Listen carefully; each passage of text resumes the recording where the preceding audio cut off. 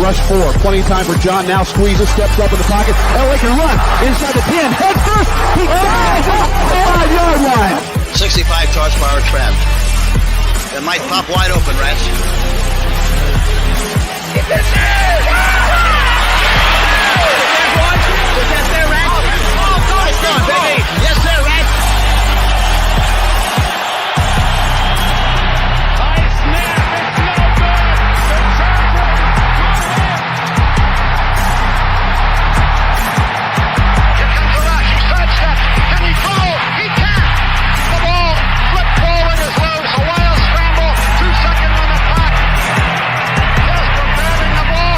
It is on a fumble. Casper is recovered in the end zone. The Oakland Raiders have scored on the most zany.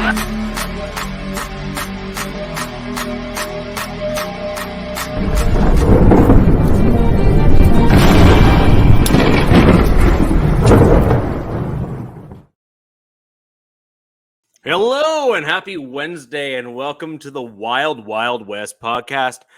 My name is Richie Riche of MHRT Network. To my right is Captain Jack. You all know him as the salty pirate, or the real pirates, really, if you're going to be honest, in the NFL. Yes, And not those fake pirates that are down. I've started to learn all the Raiders lingo over time. I think I'm right up there, and I got all the right slang for all the right folks. And down below, we are joined by Coach Defense of the Locked On Defense podcast. Coach, how are you? Good. How you doing? I'm good, thanks. And guys, you may be noticing that we are a Chiefs fan short. Some may celebrate that. I would much prefer that Alex is here with us. He will be with us shortly. He is stuck in Kansas City traffic. Please leave all jokes in the chat, both below and over to the side here. I look forward to posting them as long as there's no profanity. So moving on to the show today.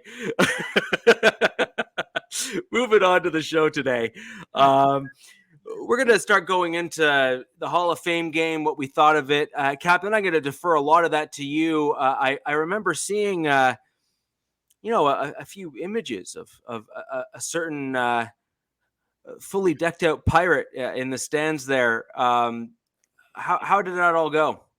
Well, if you're seeing images of me in the stands, that must have been for the Saturday event, because I don't think I made any TV during the game, because normally my phone will blow up with pictures. Hey, dude, I just saw you on TV. But I made TV a couple times on Saturday for the Hot as Balls event. And, that's one of the reasons why I think I still have the, lack of sleep, dehydration, always being on the go, American Airlines effing up my luggage. But thank God that, and this is a visual, okay? This is one of the things that I wanted to make sure that American Airlines didn't lose, okay? Ooh. And this is only a mini of what my large helmet is, with the signatures of Henry Lawrence, Ira Matthews, Malcolm Barnwell, Kenny King. You might remember Kenny King from the Super Bowl 15 touchdown, and Reggie Kinlaw. So I was fortunate enough to have that as a winning ticket number on the events from Friday night. So that was a bonus. I actually scored like 3 prizes off of $20 worth of tickets. So not bad at all. Keep comments coming. Love the feedback there, guys. So that's a pretty cool helmet. Some pretty prestigious signatures on there. Well-known names and key moments as well, which I think is really important to have as a diehard fan. And just before we get right into it, I just want to thank everyone for joining us live tonight. We love having a robust live audience from all 4 of the AFC West teams. I just wanted to welcome everyone who's joining us. Lafayette. Yes, I did pronounce that with a French accent. That's ETTE, which is typically French, so just deal with it. Tito, thank you for joining us. And yes, I did notice that Captain blamed me for being a minute or two late. I'll just own that one. But stop blaming Canada. That's already been done on TV. Okay. Well, you know what? If we're gonna, may I smell a May smoke I- reference. I want to formally, because it was glossed over. It was glossed over and very warmly and welcomely done.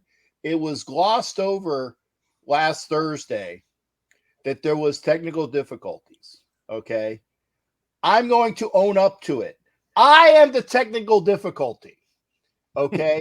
And I appreciate Richie Riche taking one for the team, but I can't do that.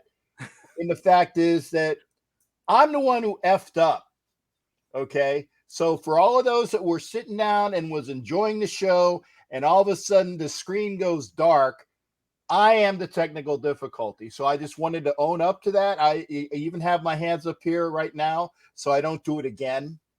Okay. But I did want to own up to it. I want to say thank you to Richie Ritchie. I wanted to thank you to Coach Defense. And yes, I do owe everybody a round or a shot when I see them. But again, I can't let you take it on the tookus for that one. It was my fault. But we did have, and I should say they did come in, have a great rest of the show. And, you know, I wanted to make sure that everybody knew I am the technical difficulty, and Andy Reid's son has finally come in to help us out. Young Reed. Yeah, there it is. Well, well, I mean, I could make a comment, but I don't think it's necessarily appropriate. We'll just say Alex got home completely sober. But with regards to the technical difficulty, there's a really important comment to be made there, which is I finally processed what you said there. Good. It was really subtly done, so I'm glad you did pick it up. But with regards to the stream there last Wednesday, Captain, you were simply just hitting the red button and made everything go Raider black, right? Yes, there you go. I like that explanation. All right, because perfect. Red buttons suck because red buttons remind me of Kansas City. Right. I get it. Now, let's just go ahead and resist the urge tonight. But moving back on to those that are joining us, we really do appreciate you. We got a bunch of folks that are live. Lafayette, the numbers, Anthony, again, thank you very much for joining us. We have Michael, Tito, as I mentioned earlier, Kelly, thank you for joining us. We have Bishop, David, SoCal Slime. I know we've already brought up SoCal there on screen. And we got Edward, Avatar. Avatar, you've been a fan and have joined MHRT Network from the beginning. I did want to just say thank you very much for all your long-term support. Craig Smith, James Farrell, again, really, really love all these folks joining us live to start getting into what's going to eventually be, pretty close to real football and really start giving us some true insight into our respective teams for the 2022 NFL season. Alex, I'm going to put you on the spot since you forced me to start the stream late to try and allow for everyone to join. Want to know your feedback in terms of what you're thinking. Exactly. If you did you catch the Raiders Hall of Fame game? Did you have any feedback on that? What you thought before we get into the preseason stuff? Yeah, I'm gonna be honest. No, I did not make that much of an effort to watch. I watched the opening drive, kickoff opening drive. Got the little fix of watching some football happening, and then really didn't care after that. I mean, it's the Hall of Fame game, and there were many actual players that matter playing. So I just kind of wanted to get the vibe of the start, and that was it. But I have been seeing, social media and sort of some coverage just on Twitter going over it. This may be due to my new follow from last week, the Jaguars guy, but it seemed like he was pretty pleased with sort of the pass rushing that that guy they drafted. Trayvon.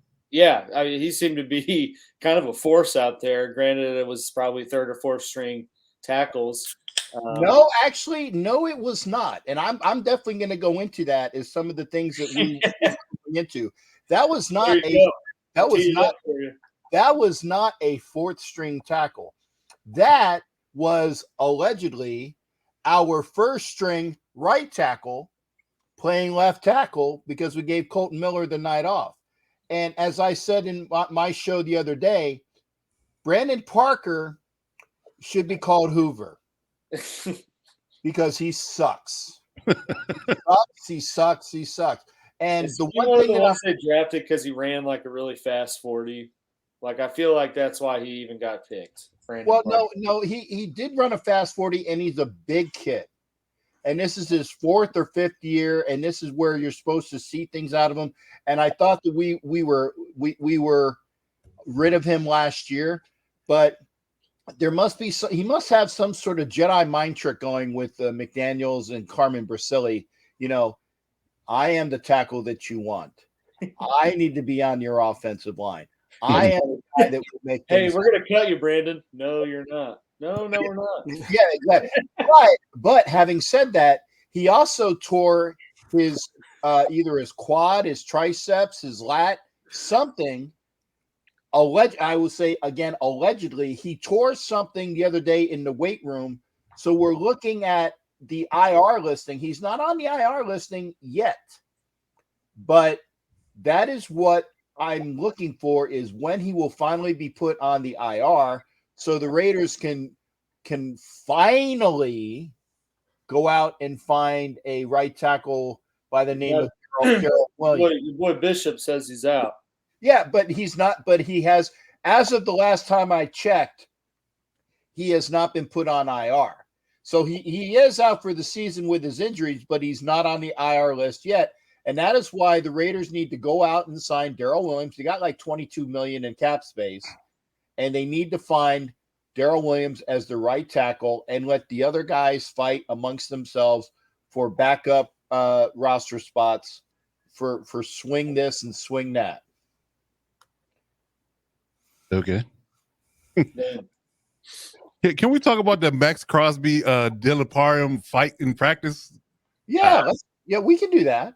Well, It was a pretty good scuffle. If you heard about it, Cap, it was a pretty good scuffle. So Yeah. that tells me that the rookie got some fire, which I alluded to him being a good pickup for you guys. And of course, Max Crosby being that wily vet, not backing down. So some good back and forth banter within the Raiders practice this week. So I was pleasantly surprised to see that a scuffle being so I guess you could say positive. Most people don't like scuffles and fights in practice, but it was a positive in a sense because they knew that Parham was battling for his job. So, well, Parham, not coach. I love you, but you need to mix your words correctly. He ain't battling for anything. He's going to be on the team. He is going to be the backup center or backup guard, and he might eventually be the starting guard or the starting center, depending upon what's going on. So he doesn't need to battle for anything other than how much food he's going to get at the buffet. Okay, he's had a very good camp, and he had a scuffle with Crosby, and it was just a matter of him asserting himself. Like, hey, I'm not here to take any crap, even though I'm a rookie. I'm going to shove it right back at you. And so him and Crosby, and it was more of Lester Cotton and Crosby got into it, and then Parham came over. O-line. See, I'm an O-lineman. I know I don't look like it, but I'm an O-lineman, and it's an O-lineman on O-lineman type of helping out. And then it kind of went into a bigger melee. I haven't seen any video of it, but it was one of those things where it was to be expected, and it's going to happen some of the times. So yeah, I like the fact that Parham stuck up for himself. Okay, I really do. And it shows some fire, grit, and determination by the young rookie.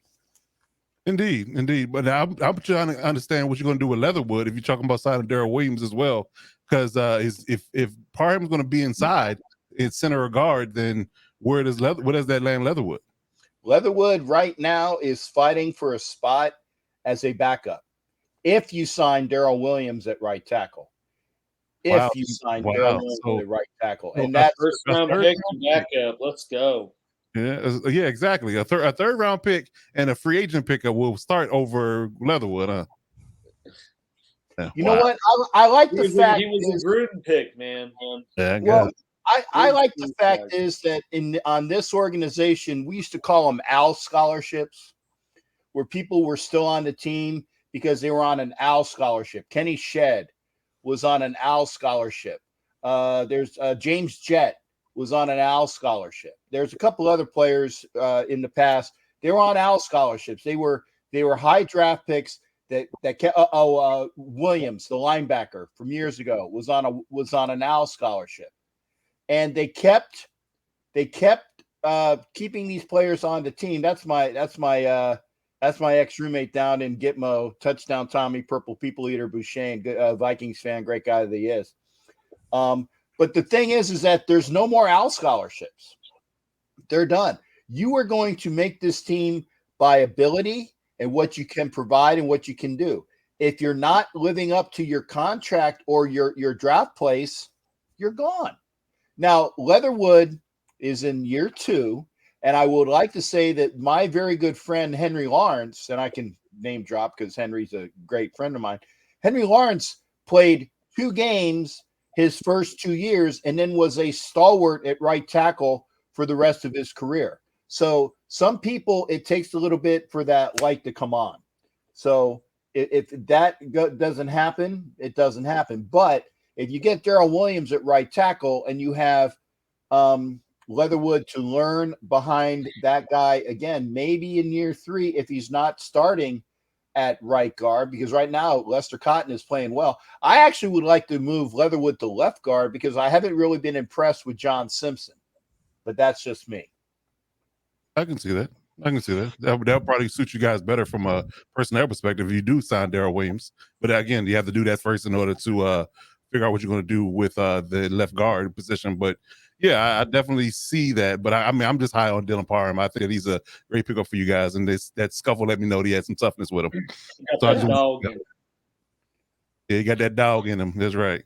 Yeah, and at the end of the day, though, where you picked Leatherwood effectively is indicative of wanting to try to have him at tackle. So the challenge is that where he was picked kind of put him in a position where you could have potentially gone elsewhere and even got a different guard, which is really where it's looking like Leatherwood is projected to go at the NFL level. Now, if Leatherwood turns out where he stays at guard and stops getting shimmy shaked all around your offensive line and can excel, well, a solid guard is a solid guard. And if he can be that good, then oh well. But you simply don't take a guard typically that high in the draft and pay him what you do as a rookie, especially considering, you know, what you were really trying to seek was a solution for your right tackle spot where you picked him. Yeah, and it was kind of like all of the scouts projected him as a guard. They did. Everybody projected him as a guard. It's Gruden, man, I'm telling you. Gruden just did not care about draft grades or where people needed to go. I mean, he screwed over a lot of guys just by solely reaching to take them, in my opinion. Like Farrell, I think Farrell probably could have been turned out to be a serviceable, you know, pass rush option, but he had to go take him 3rd overall over like some big name people, you know? Yeah, I would have loved to have taken the kid from Kentucky that's playing well in Jacksonville. Yeah, right. Okay. I was about to look up who they passed or who they took Leatherwood over. Yeah, but that was one of them. That was one of them. And not the quarterback that plays for the Bills, but the other guy with the same name that plays linebacker. Real Josh Allen. There you go. Yeah, but here's one other thing. Carper was saying, hey, if you're coming from Alabama, the light should already be on. Robert, that's not always true because our starting right guard right now is Lester Cotton, who played at Alabama, and this is his 4th year, and he is just beating everybody's ass in training camp. It took him a little while to figure out that this is the pros. This is what I need to do. He was cut a couple years ago and wasn't even signed to the practice squad. So he was out of football that year. Next year he came back. He was signed to the practice squad again. And this year he is just kicking everybody's ass at right guard. So if you got Parham, that's going to be an upgrade. I think he's going to eventually take James's place at center. You move Leatherwood over to left guard, which, and to be honest, I would much have Leatherwood over Simpson at left guard, right next to Miller. Figure out what right tackle is, and then you figure it out. I actually Luminor, if they don't sign Darrell Williams, I figure Luminor is probably going to be your right tackle who's played decently the last couple practices, and he played decently in the game. And don't sleep on Bam Olasine along with Thayer Mumford. These guys are rookies. You can't teach 6'8" and 300 and something pounds, and the guy who kept Kayvon Thibodeau out of the backfield when they were playing in that bowl game. Bam Olasine owned Kayvon Thibodeau. He owned him, okay, out of Utah. He's a little older as a rookie. I think he's like 27 years old, which is old for a rookie. So if we're going to put him on the projected what we need to see, he better come in quick. But he played well. Granted, he was playing against 3s and 4s, but he played well in the Jacksonville game. So we got some options at tackle, even if we don't go. But I want Darrell Williams on a 1-year contract, and then see what else we got and move those guys up the roster board. And then when Darrell Williams goes at the end of the year, that's a comp pick. And that's what they are doing a lot. A lot of these guys are on 1-year deals. So they go, bam, that's a comp pick. Fair enough. Yeah, that makes some sense. So what is your general feedback from what you saw versus the Jags in that Hall of Fame game, just overall? What were your, say, top 2 players, and what were your 2 negative surprises, like people that you expected to do better and didn't? 1 second. Pardon me. Wanted to give a that had to hit the pipes. Had to clear the pipes. I actually I liked what I saw, and I didn't like what I saw with Tyron Johnson and Keelan Cole. I see them being the shifty guys that will go out and run a 9 pattern and will be there for us, because the guys that are going to be out there that are, who's going to be the third, number 3, number 4, number 5, number 6, they are still up in the air. They're still up in the air. So we got to figure that one out. Obviously, I've talked ad nauseum about the offensive line, and that's something that we have to worry about. But some of the surprises that I did like was the fact, like I said, Lester Cotton ran over people against the Jaguars. And the linebackers that we had with, I think his name was Masterson and Van Valkenburg, playing against 2s, those kids have played well in camp. We still got some questions. Oh, my God, we got questions and no answers in the secondary, and that needs to be addressed throughout the following 3 games. Love Mundangus. Love Mundungus, baby.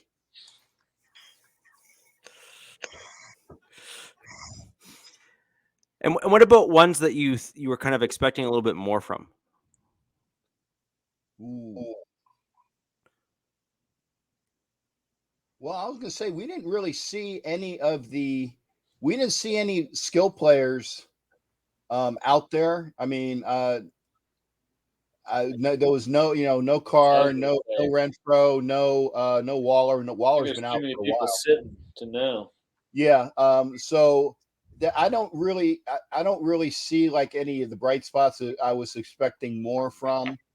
But I'm sorry, Richie. It's like I'm going to have to take a pass on that, because I was expecting I expected to see what I expected to see. The one thing that I did notice was that when the Raiders were whooping that Jaguar ass and Peterson was playing close to the vest and he was tired of getting his ass kicked, then he started doing stunts to say, like, okay, we're gonna make this somewhat of a battle. But the Jaguars did not score until like the end of the 3rd quarter. They scored a field goal, and they did have a touchdown on special teams called back. And it was funny waving because it was coming into my end zone. I was waving at look at that yellow flag over there. And then they scored a touchdown, at the very end. So I was very happy to see that basically the Raiders gave him a goose egg for most of the game. And I don't want to hear any of these Jaguar fans were chirping at me on the flight that we were going into Canton with. They said that, yeah, the very last game in Oakland, we renamed, it's the teal hole. It's not the black hole. I'm like, right there, buddy. I was there in that black hole during that last game. And I reminded them how the officials screwed that game. And if you want to know about it, I will be more than happy to give you a quick 2-minute dissertation on how the officials screwed the Raiders on that game. I'll pass. We can get into that perhaps at a later time. That sounds like a separate. Yeah, that might be a separate short of some kind. But what I'd like to jump into, if your Vikings fan is still here, hopefully the gentleman from England is still around. Captain, to segue directly over to the preseason game, which is really where I think things are going to get really interesting for all four of our teams. What do you expect to see different against the Vikings? I really don't see too much more. I think that they're going to play, in my estimation, they're going to play Carr and some of the guys. If you guys remember the last two preseasons, Derek Carr did not play at all. He did not play at all. And I think that was one. I mean, I know that you're trying to guard against injuries, but, it kind of comes out on the other end. Now, Carr has been playing. Yes. Thank you. Sorry.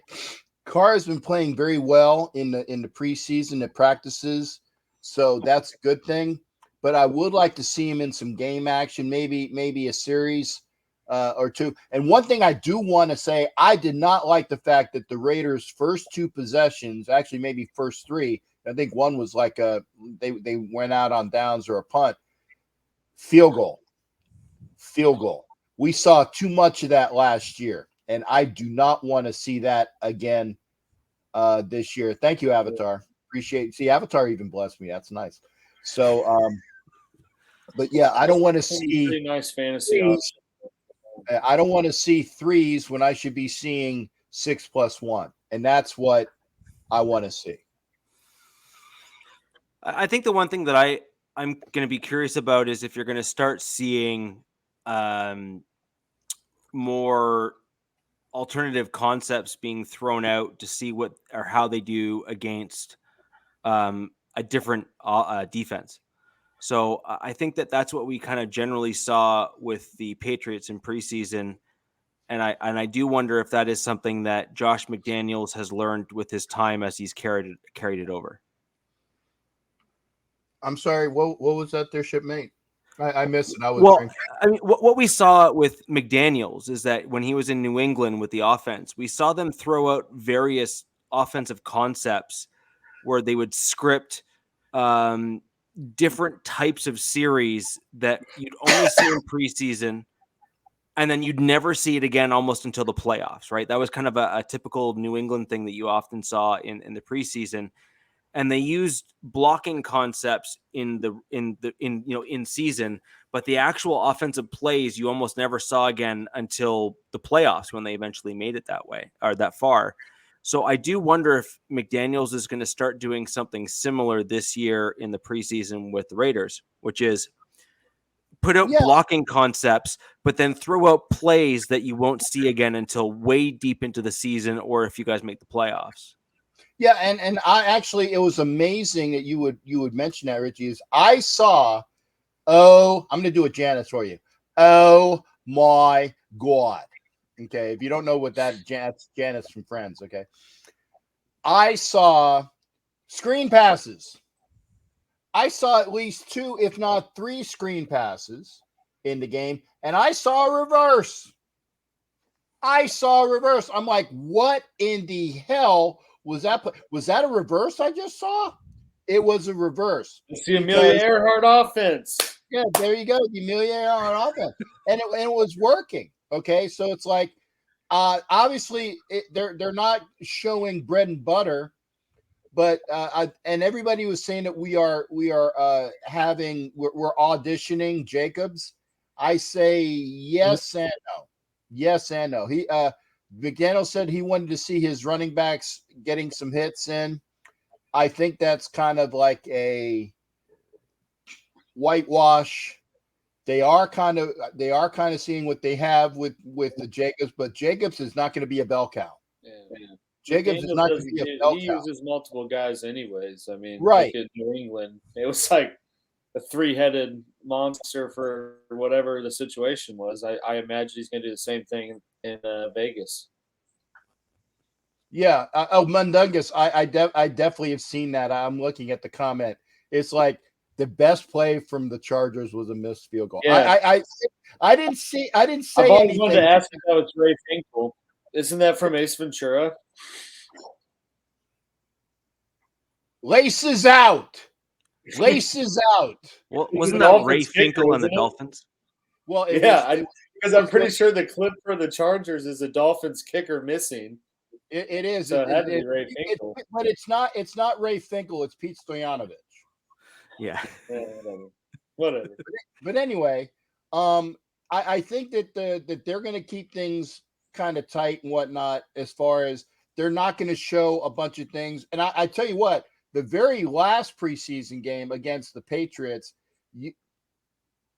people that are vying for roster spots, you're going to see them all night long. There won't be anybody. I mean, I think that they'll probably take the hot dog guy from Levy's, and it's Levy, just like my last name, from Levy's foods within the area within the Allegiant. They're going to bring the hot dog guy out there, and he's going to be playing right tackle. Okay. Because they're not going to show anybody other than people that are needing roster spots or can supply hot dogs to the team. And so, and especially because it's the Patriots. If you think that McDaniels is going to show anything to Bill Belichick, the last preseason game, not anything at all. Now, do you know what will happen, though? Just to mess with him, he'll ensure that there's a defensive concept that the Raiders run against the Patriots that is from the Patriots playbook. Well, he'll have to check with Graham on that, but yeah. No, but like I could totally see McDaniels doing something like that just to mess with him. Right? Well, you're going to see them line up exactly like the Patriots did when he was there, and just kind of say, "Now what you going to do?" And then I think it'll be funny. I think it's actually hilarious. Well, actually, and Graham was a coach on Belichick's staff when he went from the Patriots to the Giants. So I can definitely see that as well. I could see something like that. I could also see McDaniels pulling out just because you have a fairly decent running game there. I could also see him pulling out one of those old school kind of running style plays that they pulled out when they went right to the Super Bowl with the Patriots there, when they kind of had those double running back sets and stuff, or you hadn't seen that since come out in a T formation. Yeah, exactly. I could totally see something like that too, just to really stick it to him to say, yeah, power, like it's like just random stuff like that. I could totally see things like that being pulled out just to mess with Belichick, like just to say, like. I was gonna say they were gonna go like you did with was it Gase when he was at the Jets, and they both Belichick just kept having the punter not snap it, just kept running the clock back and calling. I could see him doing that, like a little back and forth on the nuances of the rules. Yeah. I could see little quirks like that, just because I could see McDaniels just kind of wanting to, poke fun or again, to your point, not show his hand, but just say, "Hi, how you doing?" I kind of agree with what your take is. Alex, what about you? Do you see anything coming out of the Vikings game with the Raiders that is going to really kind of have some kind of oddities that you're going to say, "Oh, I didn't expect that"? No, I don't. I've always thought, preseason, it's more to get the undrafted later picks some in-game reps, and let some of those people also audition for other teams and everything. I mean, what every team has as far as their ones and twos for the most part. I hope someone knows who that is because it's not directed at me. Okay. Thank you. No one in the right I mind was calls me curious, big. though. I would like Sharif's question answered on what's going on with Darren Waller. Yeah, actually, that is something that people have been asking about. Waller was seen at a Las Vegas Aces game the other day with his alleged girlfriend, because I don't know if you can call it, and I don't know what her name is, but she's hot. Yeah, We gotta laugh. Hey, Carper, get off, baby. Step the off, okay? Anyway. Man, what a show we got going. Yeah, I love it. That's for me. A Raiders fan and a Chargers fan somehow meet via the Wild Wild West. It's like it's like Lava Life all over again, Yeah. Anyway, but what was I I forgot talking about Waller. What Darren Waller's up to. Oh, Waller, thank you. I had CRS. Yeah, we went dating service. Now we can go back to Waller. Back to Waller. Yeah. Waller was seen with a real hottie that plays for the Aces, but she is married, I think. And they said that maybe that's his alleged girlfriend, but I don't know. But he made a like an interview. He's like, I might.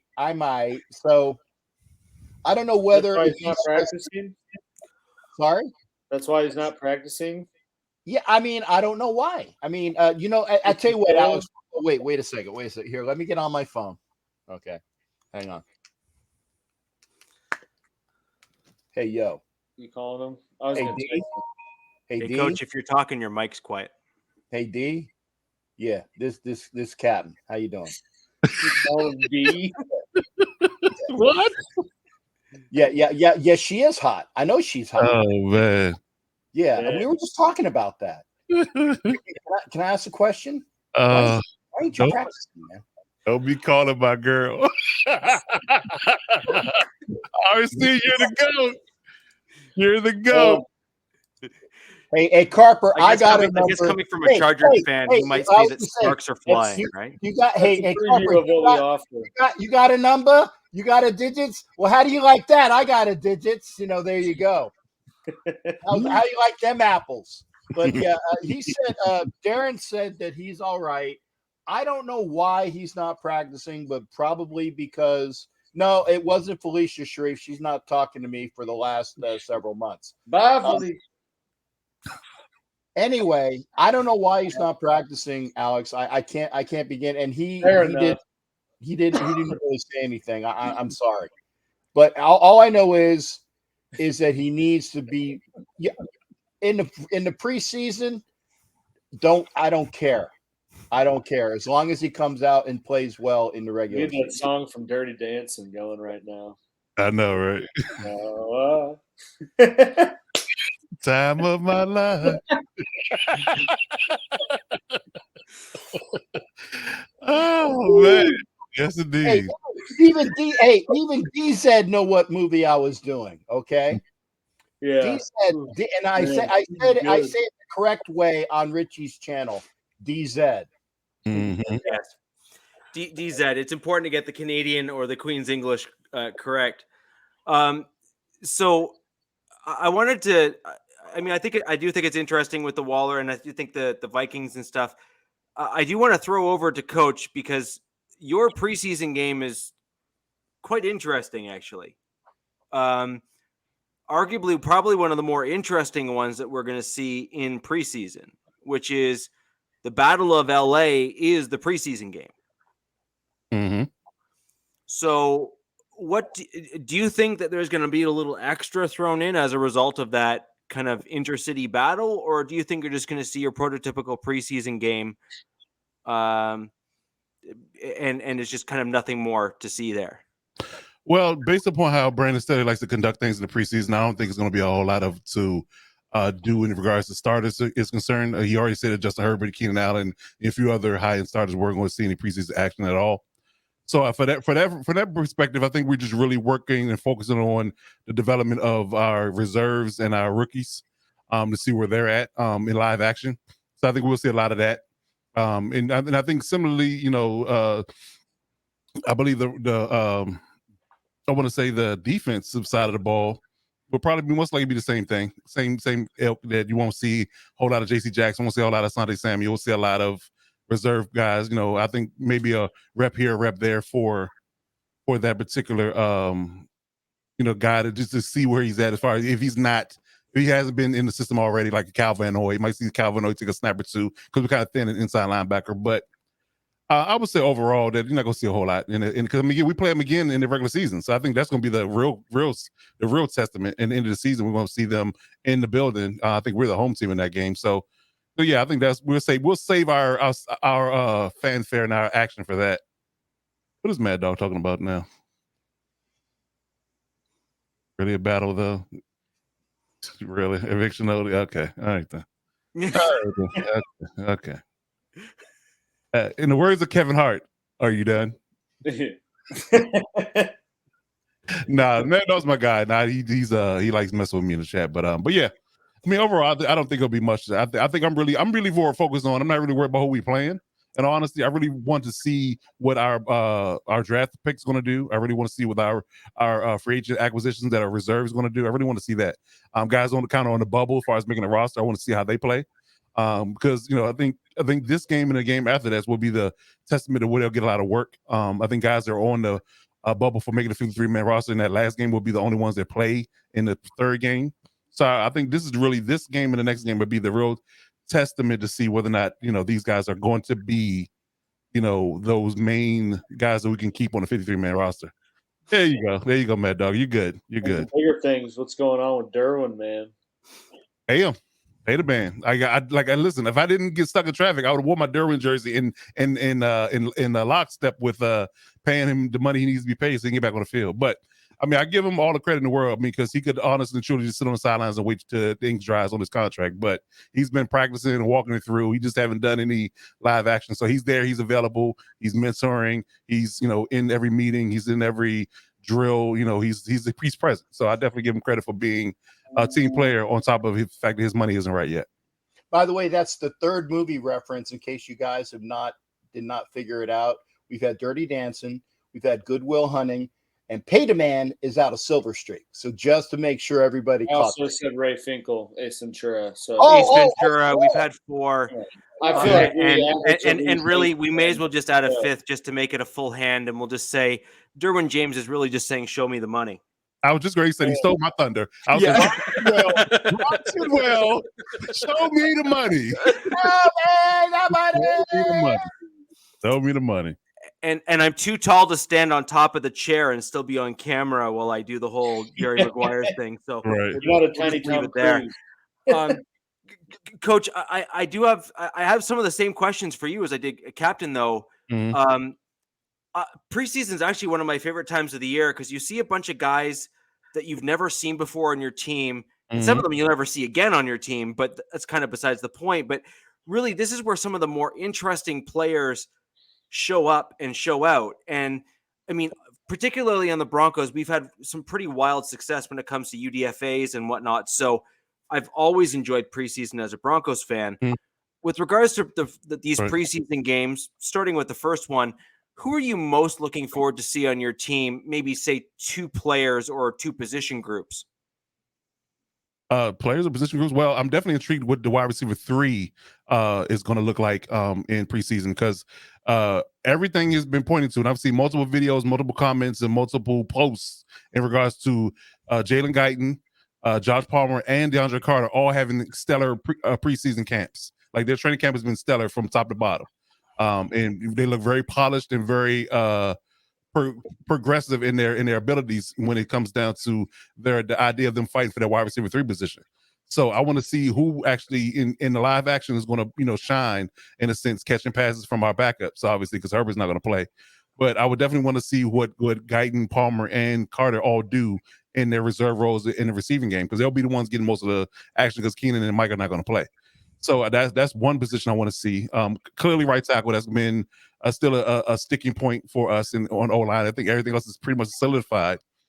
Storm Nunn hasn't looked good in practice, but Trey Pipkin has. So we want to see exactly who looks better in live action. So that's a sticking point. And I want to say reserve DB is the third one. I want to take a good gander at who's going to be those reserve defensive backs when you go heavy pass sets. That's going to be in those third and long guys that are going to be able to contribute. Your JT Woods, your Taylor, your Dean Leonard, who all had great camps, by the way. The defensive coordinator and position coaches have always spoken their praises as far as them picking up the game, the playbook, and all those nice buzzwords that you want to hear. That guy is going to hopefully contribute to the team. So definitely want to see what they do in live action. I think that's really what it is. And I just honestly, truly, I really feel like, I think Richie might share the sentiment that we're a little bit of a football nerd when it comes to our team. We want to deep dive and see who that next guy is, that fringe guy that is going to pop. So we're looking at reserve. We're looking at 4 quarters of preseason football because we want to see these guys and how they do in live action, because we don't get to see it every day. Some of my favorite preseason action is the fourth quarter. Yeah. I mean, you see some. That's where you see the guys that are in the fourth string show out, and then the next game you often see them in the third string, and then that's where it really gets interesting. So you start saying, all right, you kind of moved up a notch. Now can you continue that ladder projection on your team? And for the Broncos, we saw guys like Shaq Barrett, Malik Reed, who's currently on our roster. We saw a bunch of those types of CJ Anderson is another guy that you guys might remember playing against, who all showed out in preseason, made the final roster, and have really solidified themselves in recent Broncos history with regards to their play on the field. Malik Reed probably being, the least kind of infamous of that group, but nonetheless, all of them were UDFAs or pretty good names. Not household names coming into the draft, and by and large, they've all done extraordinarily well for themselves throughout their NFL careers as a result of their play, largely in preseason. Yeah. Right? Drew Tranquil is the name that comes to my mind that I had my eyes on. Yeah, he was a former safety out of Notre Dame. Actually, he played safety in college, and he kind of Smith type. Yes, he put on about 15 pounds of muscle and into playing inside linebacker. So 4th round draft pick, he kind of took a flyer on him, and he's the odds on starter. He's the captain. He's a play caller on defense at this moment. So got a hell of a podcast too if you check that out. But yeah, I definitely say that Drew Tranquil was one of those guys that he, is kind of an unknown guy. Just kind of a guy that they figure that if you spend a 4th round pick on him, if he hits, he hits. He doesn't, and then he hit. So it was one of those things that kind of panned out for the Chargers. Just everyone who is joining us live, just a couple quick comments. Super lively chat. So again, thank you so much for joining us live. This has been this is amazing. However, if you are on Twitter and you're upset that you're commenting on the video and we can't see it, please come over to either Facebook or YouTube. For whatever reason, Twitter has removed the ability to flow through to the comments on all of these streaming services. So we don't want to have you miss out and not get your questions answered. Now, with regards to everyone who is joining us live on the whether it be Facebook or YouTube, feel free to drop your questions with regards to the preseason games as well as certain players, and we'd love to answer them. Coach, on the same game and in the same process, who are you most concerned about? Jerry Tillery, the first or former number 1 draft pick, kind of the. I give him a lot of credit for being a really good pass rusher. But again, that's what he was. That's what he did as well. He did that well in college, so it wasn't a surprise that he was a decent interior pass rusher. But he has not progressed in a run stopping, from the run stopping space that we've all had wanted him to do, and in year 5, in a sense, because again, they didn't pick up his 5th year option, so he's playing on. This is actually his 4th year, so he's playing on his fourth year of his deal. And again, with if he was playing well, they wouldn't have felt the need to bring in Austin Johnson and Sebastian Joseph Day. So I kind of feel like they did that and drafted Otito Ogbonnowie from UCLA. So I feel like that he's the one that is kind of like the odd man out in a sense. Although they still kind of have him slated as an interior D lineman starting at the moment, but I feel like that one of those guys that they picked up in free agency or the draft will ultimately supplant him in playing early downs in the run game.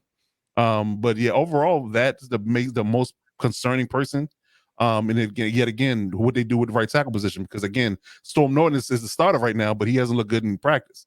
So I would like to believe that if wiser heads prevail, that somebody of the name of like Trey Pipkins or Jamari Salyer will be the one starting there week one. But that's a concern of mine as well, to see how they do in that regard. Yeah, I saw that decent.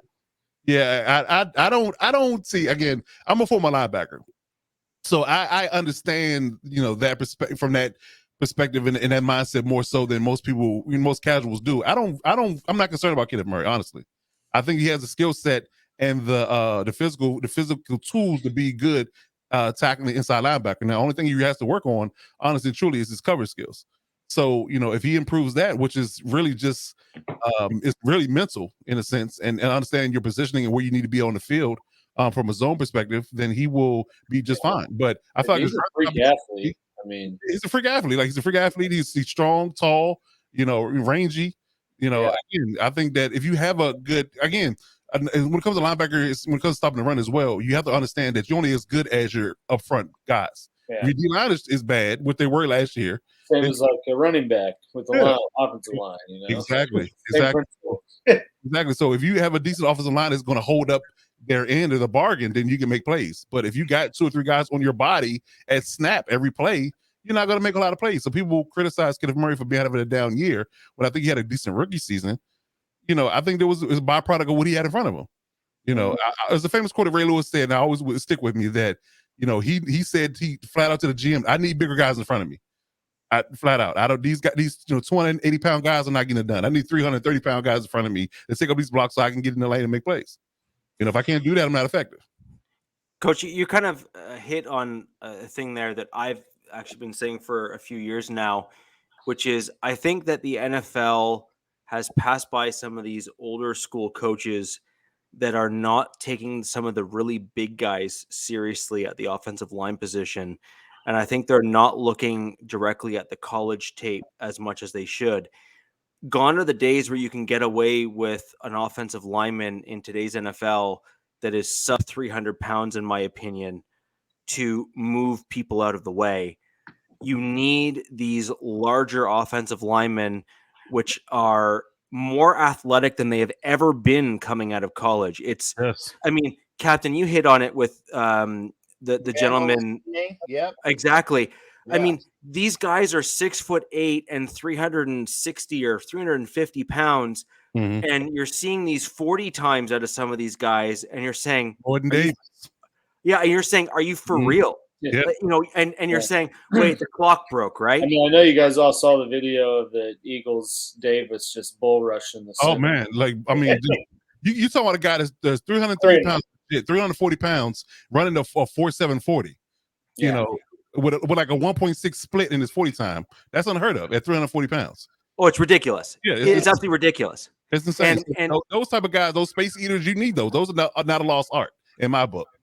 They're not a lost art. So I'm right there with you, Rich. No, and I think that the NFL needs to catch up with the fact that these high school players are training more like college players at the high school level. And that needs to be factored into some of the decision-making processes. I think you're starting to see some of the teams that have really good lines, both defense and offense, they've caught on to that fact. And then some of the teams that are simply behind the times are, just simply behind the times. Mm-hmm. And I think that the rest of the teams need to start catching up so we can start seeing better products on the field at the NFL level across the board, in the fact that these young guys are training earlier and earlier, more like pros in their early stages of their careers, if you can call it that. Mm-hmm. And I mean, I know guys that were training in early stages of high school to turn pro for hockey here in Canada. And some of them are training even as early as the later stages of public school. Yeah. And I know probably almost a dozen NHL hockey players that I knew personally. Too. And they were training, some of them as early as grade 8, and then others, into the early stages of high school. But all of them were training almost like pro athletes, all within those early formative years of their physical growth and muscle development.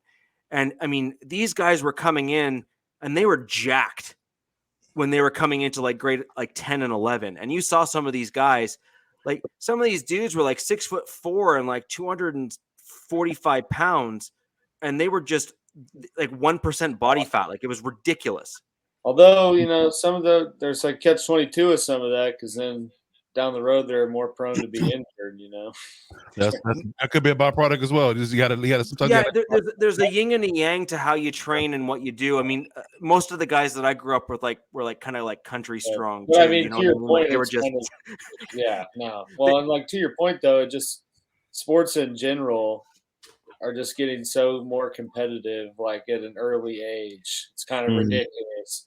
But like you said, I mean, I guarantee there's some second grader right now that is getting trained like he's got a pro day tomorrow. YouTube these clips. Yeah. I have a young boy just across the street from me here who is turning 10, and every night he is training on his biking probably a few kilometers a day, training for both hockey and baseball. Oh wow. Okay. And he's 10. He's not quite 10. He's almost 10. So you got to think he's almost 10 and he's already doing that. And then you got to then extrapolate that out to when, he hits what, 12, 13. Yeah. Out. Yeah. I mean, he's going to be 12, 13 years old, and you're going to swear he's like 16 years old, because he's going to come out like this and you're going to say, how did you get to that size? And you're like, well, I started when I was 9. Yeah, there you go. So that's what you're getting now, is you're getting these young kids that are seeing what it takes and are being coached up to get to that level. And they know that in order for them to have that competitive advantage, they have to start and be disciplined. And their parents are helping them do it. Yeah. And a lot of these camps out there are feeding that as well. These quarterback camps, the running back, wide receiver camps, when you got kids that are coming out of high school, polished route runners. You never saw that back in the day. No, never. It took you 4 to 5 years to learn how to run routes when you finally got to the league. Well, coach, take that a step further. How many of these quarterbacks are coming out of middle, like coming out of almost like into high school, and you're seeing them throw a polished route tree as a quarterback? Yeah, exactly. And I mean, that was just see more and more, even like small schools doing spread offenses. You don't really see people running triple options or power run stuff all that much anymore. It's all throw. I mean, my high school, they throw the ball like 90 times a game. Like, they do not run. That's just how the coach does it. There it is. And it's so you see their quarterback who's got 70 touchdowns or something ridiculous and 5,000 yards, but it's like, well, he kind of had to, because that's all they did was just let him throw. Yeah, I think I saw a stat that said a kid that coming out of high school a lot of times will have 5,000 in-game throws before he gets to the college. Yeah, it's just in-game throws. That's not practice. It's just in-game throws. Yeah, that's crazy. Yeah, this is exactly 100%. So DZ, look at it this way. You have podcasts like ours where we are educated enough just as podcast hosts here to speak fairly confidently on things like route concepts, route trees, offensive styles, and footwork. And that's just on the podcast level here. Think of what's actually being taught now at much lower levels in football. I mean, coach, there's a reason why you call yourself Coach Defense. So these are the types of things where, these younger kids are learning more and more about the technical elements of the game earlier on. And I think the internet and YouTube and just the available information that you now have at your disposal as a just a member of society at large is now so vast that if you're serious about something, you go all the way down that rabbit hole because you know it's going to benefit you. Yeah, I mean, I'll give you a personal experience story of mine real quick is that I had to pivot around about, I guess, halfway through my coaching career when I was coaching linebackers, is because these kids were coming to me so polished at 8th, 9th, and 7th grade levels that, me giving them the basics that I thought they would need because they were lacking that or weren't getting that up to that grade level. Right. They were always surpassed that. They were telling me things that I was, honestly shocked. So I leaned towards more teaching advanced high school to college reps and drills and ideologies. And so I even give some kids some pro stuff.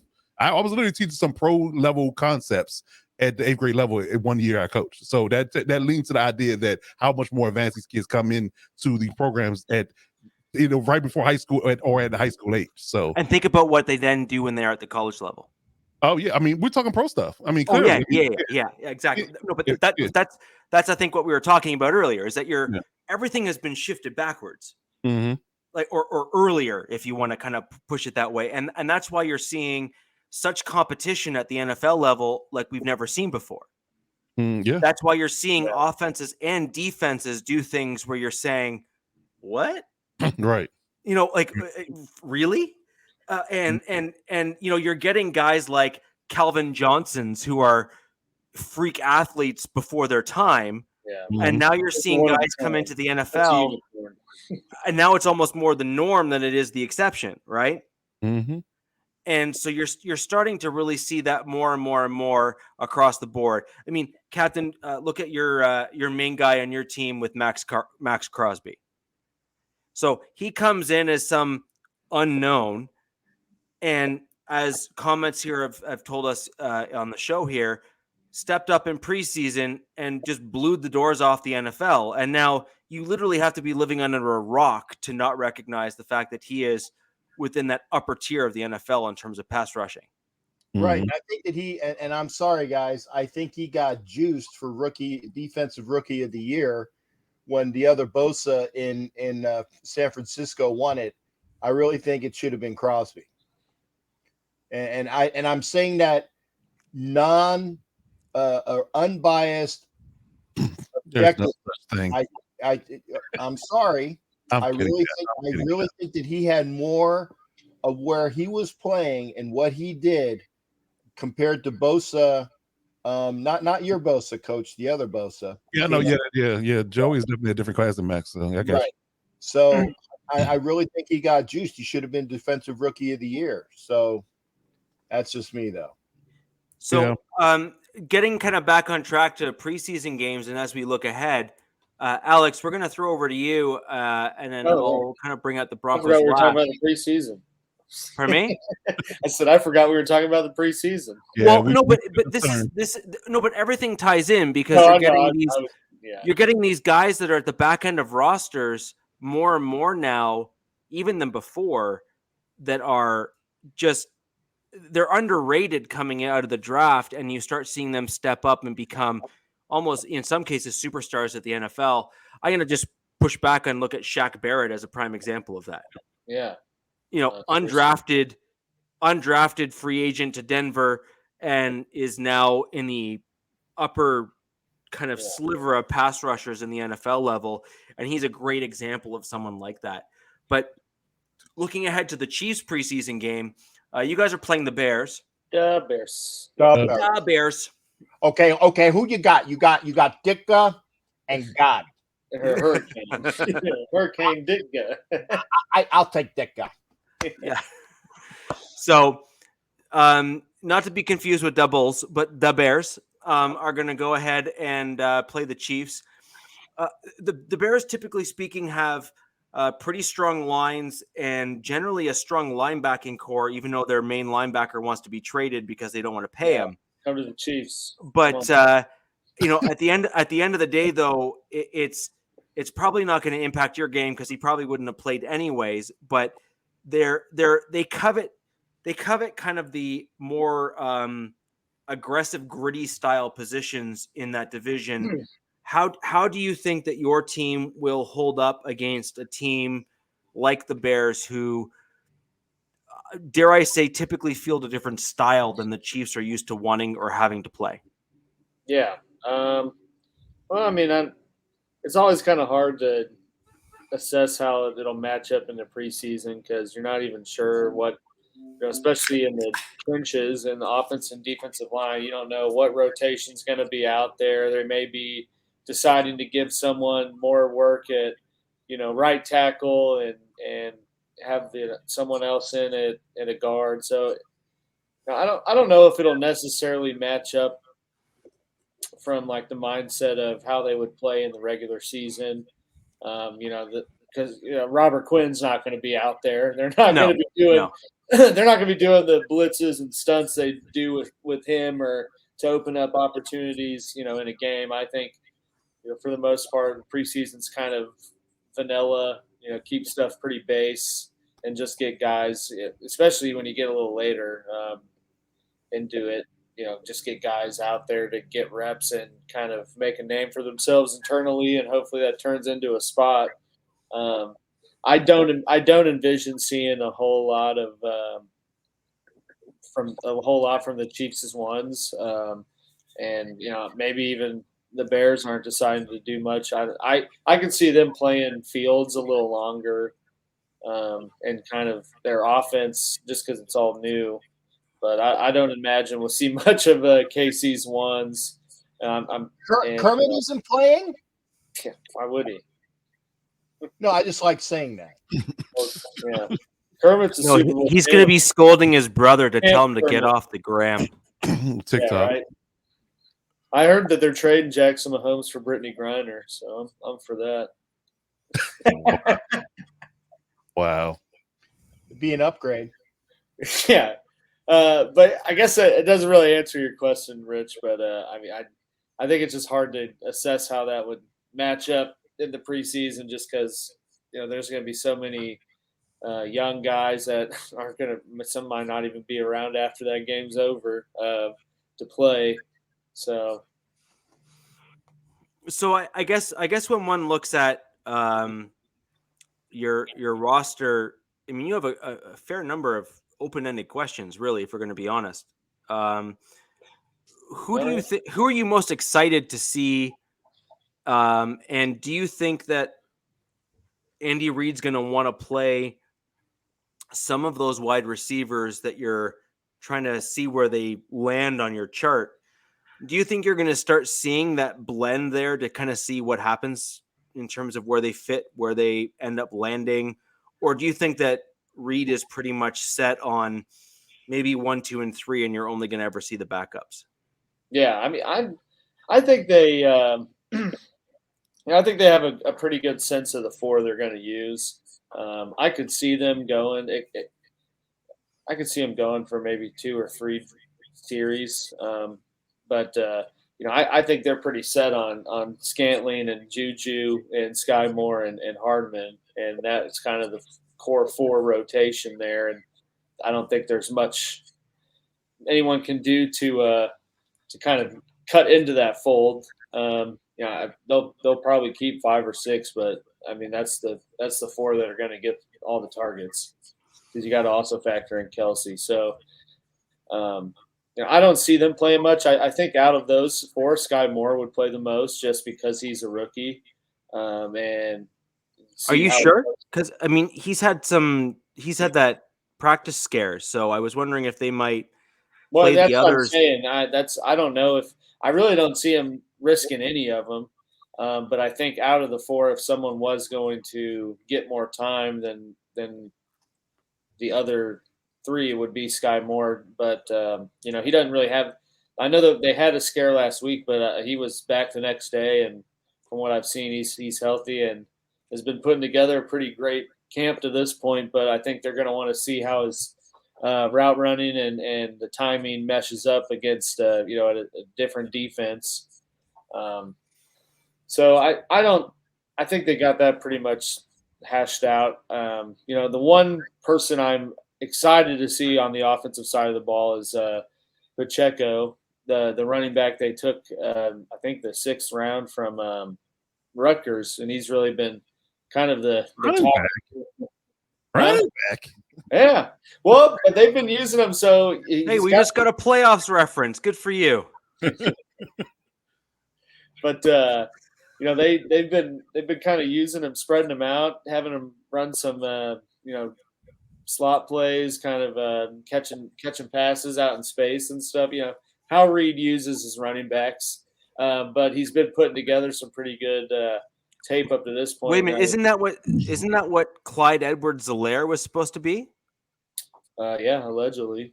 Weird, because it sounds like they're using someone else to fill his role. Awesome. Well, I mean, it is preseason, and you're getting this news in a vacuum, right? I mean, they could be giving you that, and it's Pacheco out there with the third string, but they're not telling you that. It's but he has been actually working in with the ones. But from what I've seen, Reed's planning to kind of do a committee with Helaire kind of being the top end of it, but it seems that McKinnon and Jones might be the odd man out, but it looks like they want to have three that are kind of rotating in. So I just want to quickly answer this. No, Jason, I'm not buying time. I'm just intentionally ignoring you. It's fun seeing you squirm in the chat. Hey, be nice. That is the voice of God. That is what is it? Vin Diesel. That's is Diablo or the I can't remember all of his monikers, but no, I know. I'm just messing with him, but I will get to your question, and you will get a direct answer when it's the Broncos' turn to go up. I felt that he had waited long enough for at least some form of response to the question, and I have seen Jason make multiple comments, so I do appreciate you being here. And Alex, just one other piece. What are you most concerned about? I mean, I kind of laid the groundwork for you to maybe go into that because you're dealing with a different style of team. So I think the interesting thing that, and I'm kind of equating this to what the Broncos saw last year, for example. So I'm kind of speaking from, personal anguish. I had to come to grips with it. It was a rough experience, but I'm good now. When you deal with different divisions, particularly based on geographical location, winter being something that is, say, more predominant in the north, and say a longer runway when it comes to cooler weather as you go further south. When you look at, say, the Bears, the Steelers, the Ravens, that whole division, generally speaking, just being, closer to where I'm located than, say, where, the rest of you are, they typically play football different. We're a different people further north. We're used to different kind. Yeah, like, let's just put it this way. We don't like your kind. My whole family is just built different. We're a bit of a strange breed. And I don't believe in wearing pads. I believe in hitting people at full speed. And when I break a bone, I kind of look to see if the bone's sticking out, and I'll tape it up and continue playing, and then we'll deal with it later. That's just the way I was. That was just the way I was, brought up. So when I look at what you guys are dealing with when you're talking about those kind of northern teams, like I said, they value the old school style positions, your middle linebackers, your offensive linemen, your defensive linemen, and the NFL is starting to try to focus on more of the exciting style of football, which is your quarterbacks, your wide receivers, and high-powered offenses. So what are you most concerned about in this game on your team when you're going against a team that just feels a different type of team than yours?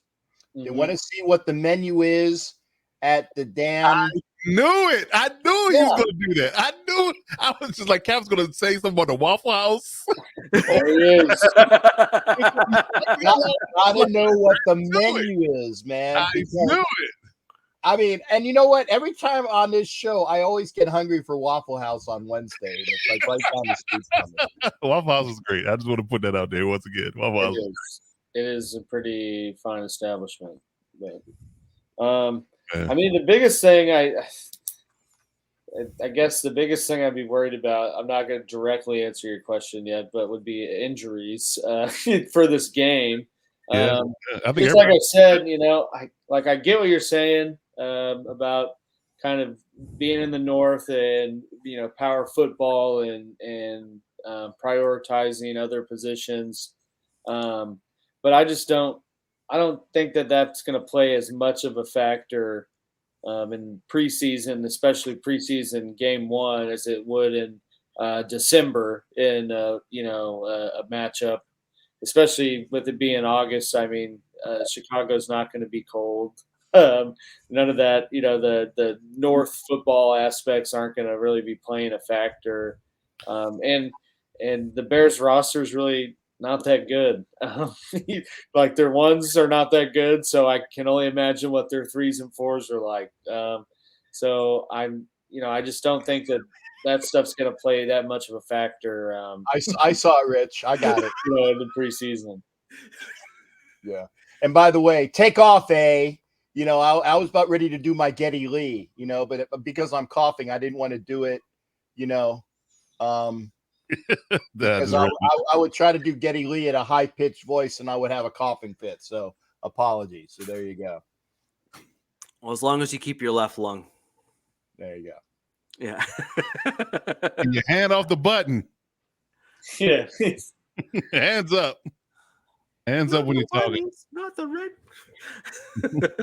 So we got Shrek going. Okay. Yeah, we do. Yeah. We're just doing movie references today, man. I thought that was the theme, man. I thought that was the movie references.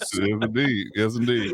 Unintentional, but intentional. Yeah. So, but I guess my point being is regardless of the weather, though, the teams are different than the rest of the AFC West division. So, are you interested in maybe your offensive line versus their D line, just because they might be built a little bit differently? Are you interested in maybe their running game versus your middle linebackers? Like that's the type of thing I was kind of getting at. Yeah. I mean, I guess not really, not for preseason. I guess myself, I would say, just personally, I am more interested. you got Cam to give the whole good Santa Claus laugh on that one. Stop it! You're gonna make me have a coughing fit, you bastard. You're gonna kill him. Stop it. Oh, man. I got your click here, right here.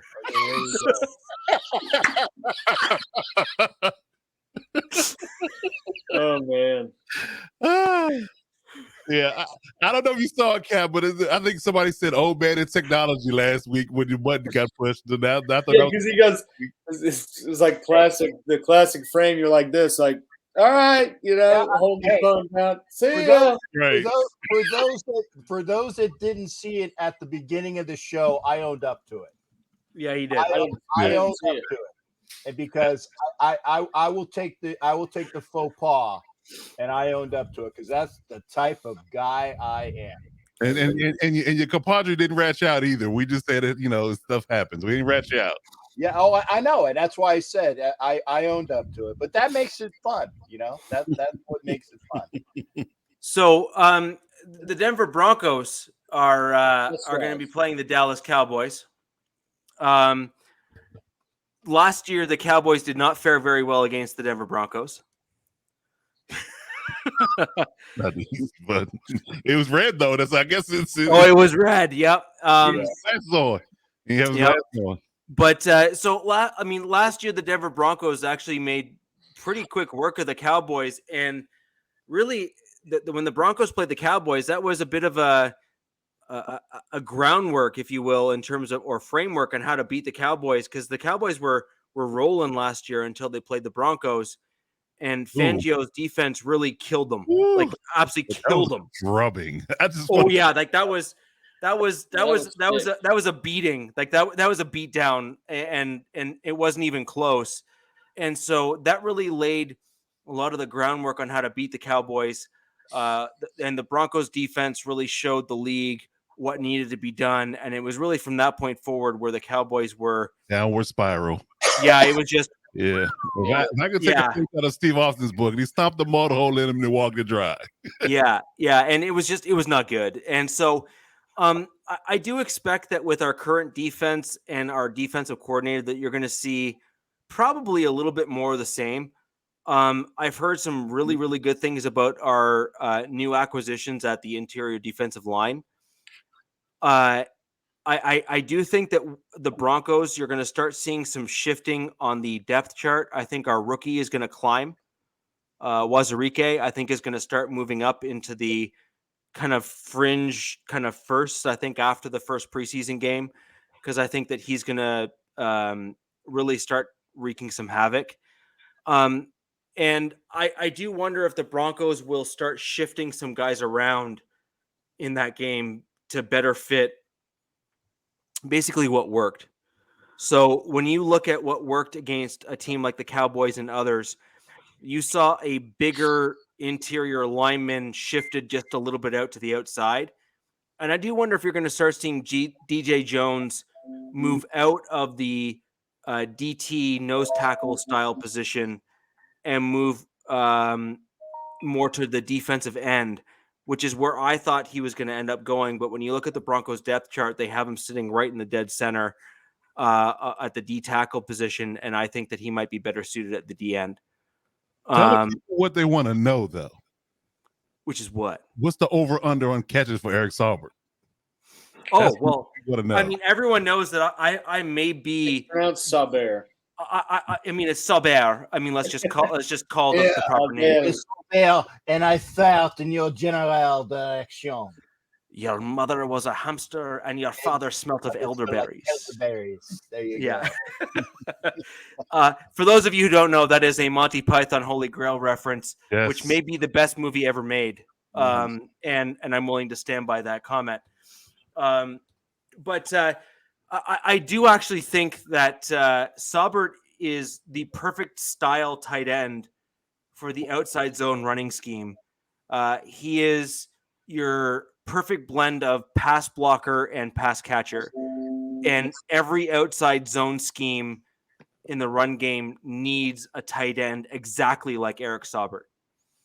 And I know probably most of our viewers are sick of me talking about him, but I really do think that you're going to see a lot more of the same that you saw him in the preseason last year with the Denver Broncos, except I actually think that we just have more gifted offensive coordinators on our team. They're going to say, we probably should use him and actually do so, because what we saw from Saubert last preseason was probably the second best tight end overall in our roster who really showed out. And then they proceeded to bury him on the depth chart and never use him again. And so I actually think we're going to see him used more completely as a proper tight end. And we'll start probably see him used in two tight end sets where he'll actually block on the outside of the tackles and do the types of things that you expect to see when you're using that type of personnel sets. Indeed. We'll be watching because we know that you're number one in the Eric Saubert fan club. So I am. I may be the captain of the fan club for Eric Saubert. Like we need like a spin-off series of Saubert, the Saubert Watch or something. Yeah, he's story. The Saubert saga. Do you know what my problem is? Is that I hate seeing players that I've seen do well and then not used properly. And I've seen that on several teams. Like I've seen the Raiders misuse a few players. Oh yeah. I've seen the Chargers and Chiefs misuse a few players. Everyone like for example, that goes around the whole league. You can name 30. No, 100%. But like to me, it's so obvious. Like when you see a tight end that can do all of the tight end stuff, and then you see him not make the field, you start saying why. Oh yeah. And then when you see a running back who, like, for example, like CJ Anderson with John Fox, for example, when you saw CJ Anderson run for the first part of the year, averaging 4.5 yards a carry, and then never see the field, you started saying why. Yeah. And so it's the little things. Yeah. Yeah, that's called Home Alone, right? And There you so go. we're just really sticking with our theme of movies, right? And There it is. that's really where we're going with here. So, I mean, if you ever need a movie trivia episode, I'd say we pretty Well, much covered a pretty wide good. gamut. Yeah, I think. We've done pretty well here. Yeah, cast a wide net. Yeah. But I do think that the Broncos are going to see some really interesting things in this game. I think the Cowboys are going to start trying to throw some new concepts at the Denver Broncos. I do think that the Broncos have a couple glaring issues and some things that I am personally interested in seeing. One is the right tackle position to see how they hold up. The second is the middle linebacker position.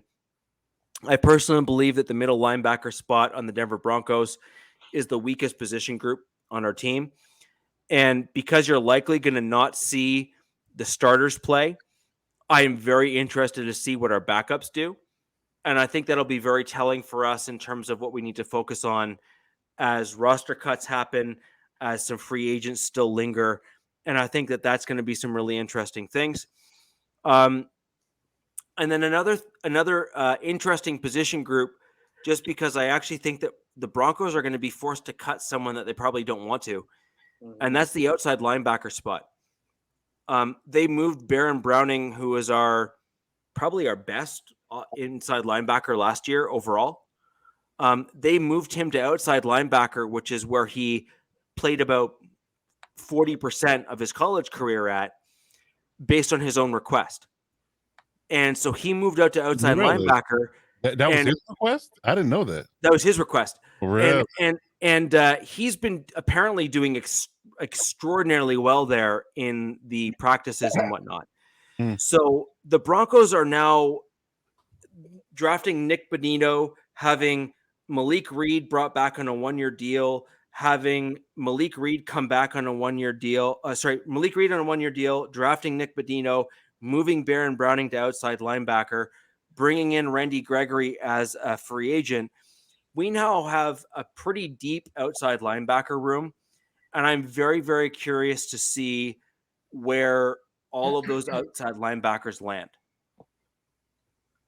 Because you can't keep like 6 outside linebackers. You need to really narrow that group. Would they move Browning back inside?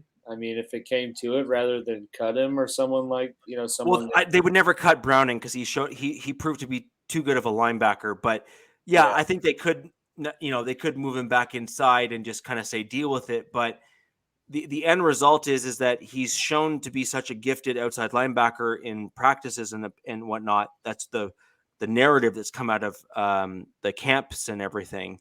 Yeah, that the Broncos are going to be put in a really, really interesting spot when it comes to the outside linebacker group. And what preseason allows you to see is the back end depth. Mm-hmm. So that's what's going to be really interesting. Where do all these guys sit at the end of the first preseason game, and what kind of moves are made to kind of maybe reshuffle the roster to kind of give you a better idea of who sits where. Yeah. And then last but not least, the Broncos have had some interesting injuries or dings, whatnot, in the recent camp practices. So when one looks at running back position, which is one of my favorite positions on a football team, we brought in an additional 2 running backs this yesterday, and we brought in another 2 the day before, as we ended up with some additional injuries. And Melvin Gordon apparently has a foot or toe injury, so we brought in a couple guys as camp bodies. We had an ACL injury to one of the guys that I was quite convinced was probably going to make the roster in Demaria Crockett. Mm-hmm. Yeah. He was a very underrated running back, and all news out of camp was saying that he was showing out to be a potential star. And he's a very big body guy. So he's, I think, between 5'11" and 6 foot, and he's about 230. So he's a big boy. And he had some good runs in last preseason. And I actually thought that he was going to show out this year as kind of showing that progression.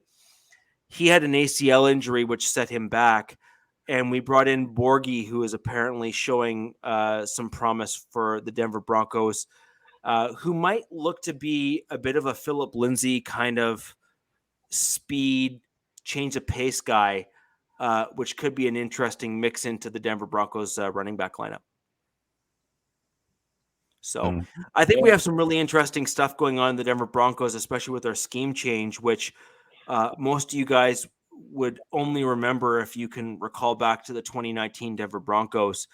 But as most other teams fans don't often follow close enough on terms of like offensive scheme changes of their opponents, you'll just start seeing subtle differences in terms of how the Broncos offense looks, because we're going to be moving to an outside zone run scheme, which is the type of offense that you would have seen from, let's say, the Seattle Seahawks or the Denver Broncos from the John Elway era. That's, if I'm going to try to give you an idea of what you're going to see, that's what you're going to likely see from the Denver Broncos this season. All right. Real quick, Cap, what do you think about Zamir White's performance on over the weekend? I loved it, and actually, I thought that his performance was fantastic. In addition to the fact that he was injured through the OTAs and through a lot of the portions of practice, so basically, I think he had maybe one practice before the game, and he tore it up, and you can see that he was full of vim and vigor. He wanted to show what he can do, and that's why the RBC that's going to be going on in Vegas this year, it's going to be Jacobs, it's going to be Zamir White, it's going to be Bolden, Drake, Drake, and Drake. Yeah, Drake. So yeah, gotta have the Drake. Right, I got you, but it's like I said, but there's going to be sets where Drake is going to be more of the pass catcher out of the backfield, because that's what he really is adept at. But you did see some catches being caught by Jacobs and Zamir White. So it's going to be, maybe you think you see Drake and he'll run the ball. Maybe you think White and Jacobs and they'll be a pass catcher. So I like the fact that McDaniels is not going to pull a Gruden. And when you're in this set, you're exclusively going to see this. And if you see the receiver out here, you're going to exclusively see a bubble screen to the receiver out to the left that will lose 3 yards. I mean, it was infuriating to see that all the time. But yeah, Zamir White is going to be fantastic. Yeah, Mr. Smarter too. Some emails, he'd still be there. So and you know what? Get me started on that. But I really think, it was effed up what the NFL is doing to Gruden, but they actually did the Raiders a favor. Yeah, they helped you out. They actually did the Raiders a favor, because if he would have been the coach last year, the Raiders would have not made the playoffs. I would argue that Devontae Adams and Derek Carr no longer Raiders at this moment if he's still a coach. Yeah. But I actually think, though, as well, that if there is a team that is running back short and up until that trade deadline, because remember, he's not signed next year. If there is a team that is a running back short and they give a good offer for Jacobs before the trade deadline, he might be gone. I mean, there's a few running backs on the market. I think Jacobs and Kareem Hunt are out there as far as stable running backs. Yeah, but Kareem wants to get paid. Yeah, he does. Yeah, he's 27. Yeah. Well, I just saw where, and I don't know what the validity is. I saw something on one of the push to get this link. It said Kareem Hunt for Jimmy Garoppolo, even up trade, and I'm like, yeah, okay. Well, if Deshaun gets suspended for a year, I can actually honestly see that. Yeah, I mean, that's not that bad. Yeah. But I'm pretty sure the Browns have. I mean, it doesn't equal out with the money. I'm not sure what Garoppolo's at, but I mean, he was at $25 million, wasn't he, a year? Yeah, he's 24. His base salary is $24.2 million. I think the Niners only eat 1.4 of that in dead money. But the Cleveland has $44 million in cap space, so they're good. Yeah. Yeah, and you also have to remember is that the Browns structured Watson's contract in such a way where they freed up a boatload of money this year. $44 million in cap space because they're not exactly. Exactly. So I actually go ahead. Oh, sorry. I was gonna say I do think they are gonna trade Raquan Smith. I just and from what I've seen, it looks like the Ravens. I don't think they have a choice. Yeah, I mean, and they got a new GM. He's the Chiefs tree. He's from the Veach tree of execs, and I can just see him wanting to just get in there and cut, just trim the fat. So, but from what I've seen, I mean, I would love the Chiefs to get him, but will that happen? Probably not. But from what I've seen, it looks like the Ravens or Broncos are kind of rumored to be the front runners are teams in need, I guess. Obviously, from what you just said, sure the Broncos would like to have him, but I hope if he's not going to KC, he doesn't go anywhere else in the West. So. I can see why you would say that. I mean, Roquan's been linked to 3 of the AFC West teams. Yeah, but again, the Chargers, you looking at it from the perspective of you already have 4 inside linebackers in house, and you have to pay Derwin because Roquan has to walk in with a new contract to be traded anyway. So unless you're planning on figure out a way to pay him and Derwin at the same time, I highly doubt that he will end up in LA as a Charger. I highly doubt that. I was going to say, I haven't heard him with us, and I don't think the Raiders would be amenable to that because, again, you got to pay him, and you're looking at a Waller extension next year as well. So I don't think he goes to the Raiders, at least not at this juncture.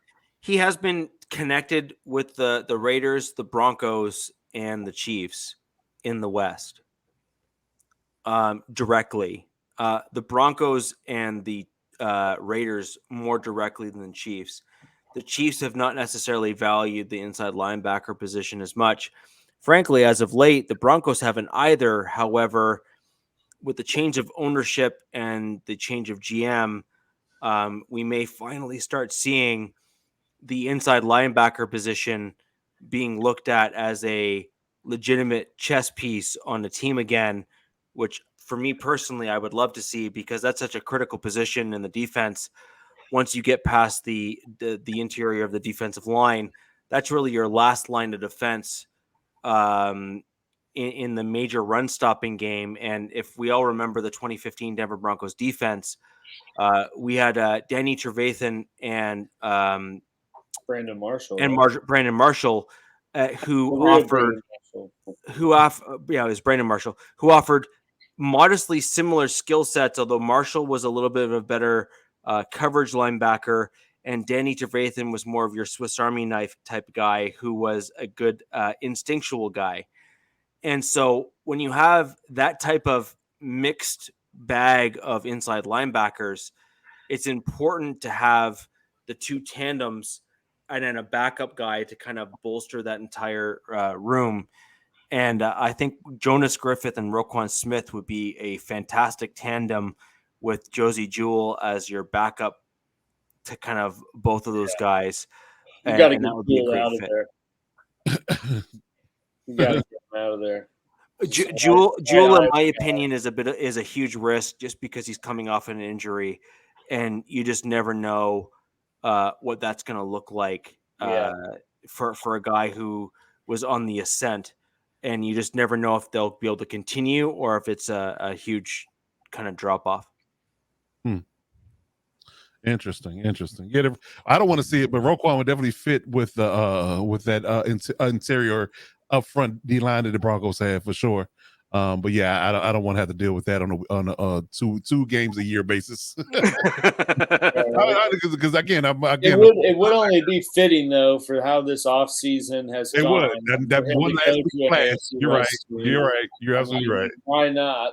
Yeah, right. Why not bring Roquan to the West as well? The AFC West has gone gangbusters with it might as well talent. be Pro Bowl. Yeah. I mean, No, do you want to be super interesting? Is how many of the Pro Bowl players are going to come right out of the AFC West? A lot. I think you're going to have. A lot. I think you're going to have quite the lengthy list, in my opinion. I agree. I mean, we will be fighting the pass rushers to get out of the West as far as being Pro Bowlers and All Pros. No, none of the Chiefs are going to be in it. They'll be in the Super Bowl. So. Oh, here you go. I There you go. better knock on wood for that one. Yeah, right. And you woke up. Your arrogance, buddy, is going to come back and bite you. And then you woke up. So that was fantastic. But I mean, guys, there's no major NFL news. I mean, we all kind of spoke about Tim Patrick's injury last week, Demaria Crockett's injury last week as well. We're starting to see a little bit more of these soft tissue injuries that seem to be coming more and more out of camp. I did some personal digging into this, and it seems that the only real way of getting around it is to build up. I agree, Avatar. I agree. No. The only real way of helping with the soft tissue injuries like ACL is to build up the muscle around the joint.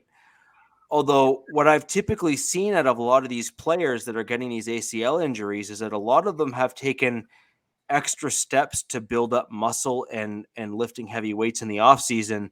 So I actually wonder if some of the issues that are causing some of these ACL injuries are not so much a lack of building up muscle, but a lack of building flexibility in the off season. So coupling strength and conditioning with something like a yoga or something like that, which helps build up the flexibility.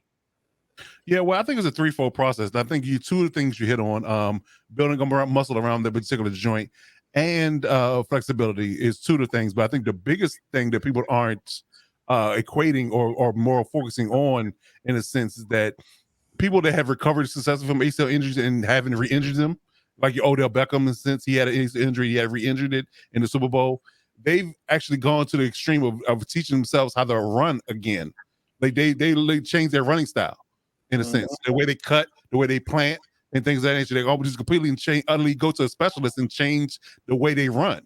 So that lends to the idea that along with the training that you do to rebuild that particular area, they run different. So that lends to the idea they won't necessarily re-injure that same body part again. So I've seen that happen to people that recover well from ACL injuries in that part. So that's one thing that people aren't doing enough of, I think.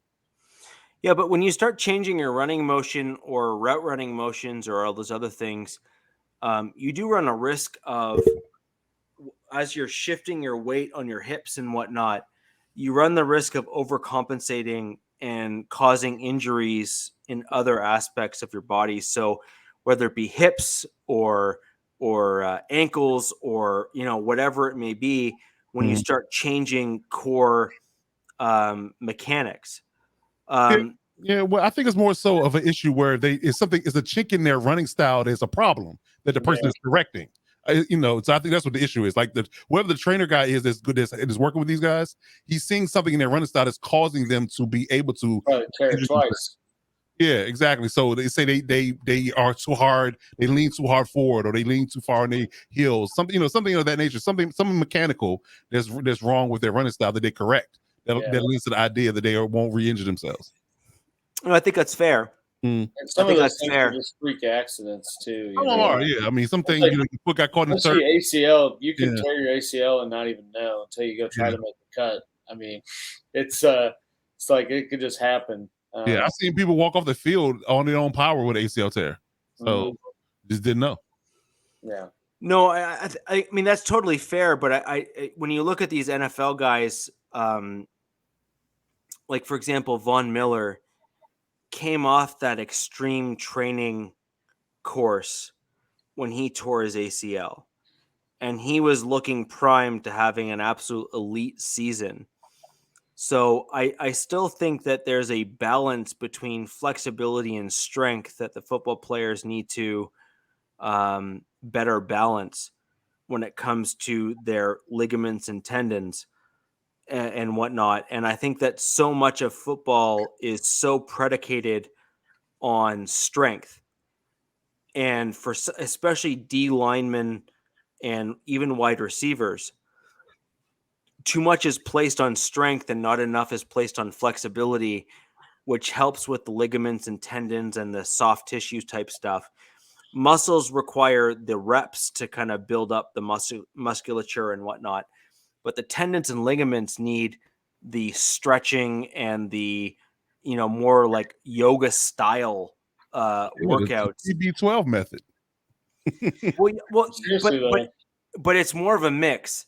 So TB12 focuses almost exclusively on the flexibility and the other stuff, but you need the strength on the other side for someone like a Von Miller or your D lineman and other things. So I just think you need to better balance. Are you about to throw up, Cap? Are you okay? No, he's coughing. No, I think he's he's going to throw up. Yeah, I thought so. Oh, well, we did talk about a fake pirate, so it is what it is. There you go. But that's what it was. That's what it was, man. Yeah, but at the end of the day, you need to look at that stuff because that's going to allow you to stay healthy and on the field. And I think that we see so much of these players that are pushed in a direction of strength to try and equate into speed. Yeah, that's possible. But anyways, guys, we've had a great show today. We are nearing the end. I'm not putting it up. Given saw it. That's all. Yeah, I'm not touching that either. Yeah, I understand that the Raiders are not necessarily a fan of the Chiefs. I walked off the field after telling my ACL, you can walk, but your knee gives out on you, and an hour later the knee is exactly. That's exactly. I tore my ACL, and I was at least, I guess, lucky enough to also dislocate my kneecap, so I wasn't moving when I did it. Wow. I wasn't going to try to get up and walk, but it was not a fun process. I had to be carted off the field for a meniscus tear, so I get it. Yeah. So the weird thing with me is I've never had any. I've torn all of the ligaments in my right ankle and tendons in my right ankle as a result of bone breaks. But I've never had any actual soft tissue injuries that are specific to just the soft tissue. It's built like a tank, huh, Rich? I am. I am a uniquely built individual where my soft tissue will not break, but my bones will snap if I have like 1,000 pounds weight put on my leg. Well, yeah, I think that's pretty much anybody. So yeah, exactly. So I mean, I will recall my leg when I broke my leg the first go round. I was playing rugby and I was ran down the field. I had 3 guys that were draped on the lower part of my leg. None of them knew how to tackle properly, so I dragged them down for about a quarter of the field. And one of them twisted my ankle as they slid down my leg.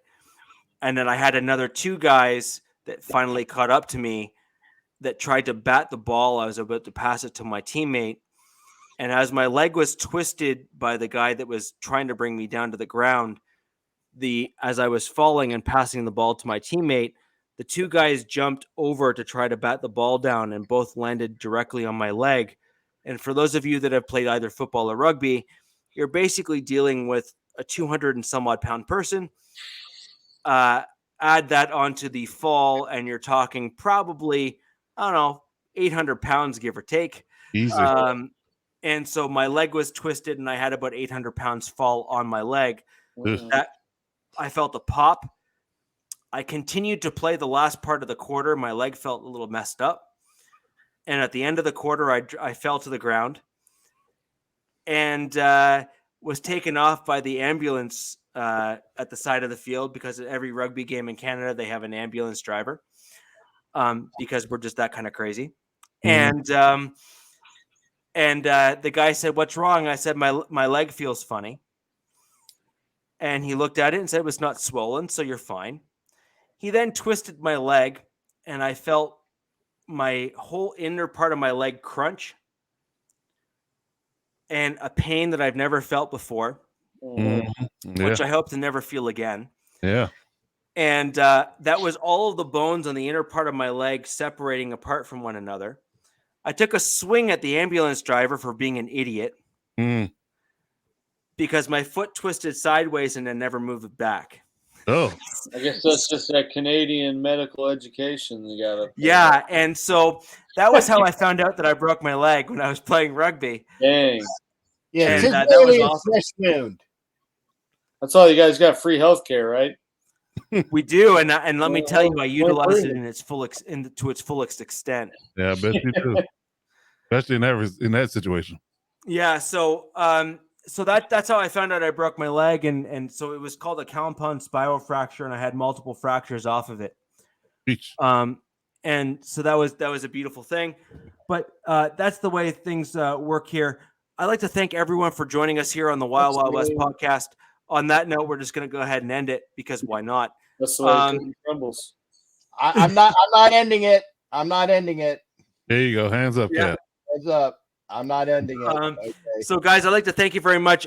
We're going to have a lot more to talk about next week as we start getting into what we saw from the various players on our team, what we like, what we didn't like, and all that sort of stuff with regards to preseason. And we'll start getting into your questions. You can find us on Twitter. My handle's directly below. Most of our handles are actually directly below our names here. You can find us there. And more importantly, guys, hit that like button. That really helps with the YouTube algorithm. Comment after the videos if you have any questions you'd like us to answer after the fact. And more importantly, we would like to see you next week on Wednesday, where we delve into all of the details that we saw in the first set of preseason games. I'm making Captain end it. No, I'm not having him click the red button. So Right. you can stop that. Okay. Right. He should for a little full swing poetic justice, do it when it's right. Yeah, exactly. So, guys, until next Wednesday, this is the Wild Wild West podcast. Thank you very much for joining, and we will see you next Wednesday. Links to all of our channels below in the description. See you next week.